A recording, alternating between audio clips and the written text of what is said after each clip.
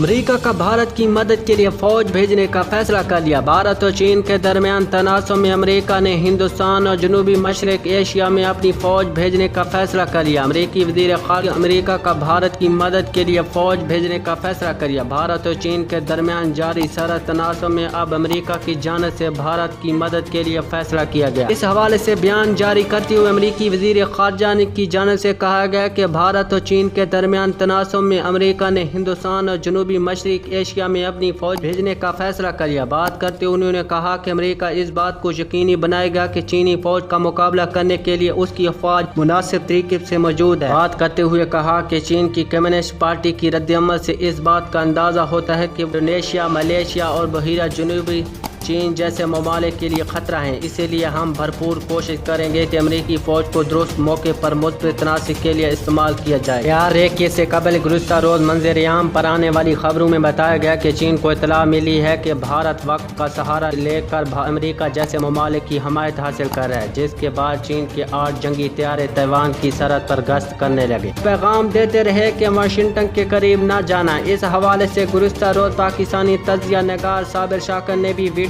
پیغام جاری کرتے ہوئے کہا کہ اس تنازع کے بعد امریکہ اور تاہم اب امریکہ نے بھارت کی مدد کے لیے فوج بھیجنے کا فیصلہ کر لیا۔ یاد رہے کہ یہ سارا تنازع بھارت اور چین کے درمیان 15 جون کو لداخ میں ہونے والی جھڑپوں سے شروع ہوا، جس کے بعد یہ معاملہ سنگین ہوتا جا رہا ہے۔ بھارت کو اب تک ہر طرف سے شکست کا سامنا کرنا پڑ رہا ہے، لیکن اب امریکہ کی جانب سے حمایت ظاہر کی گئی ہے۔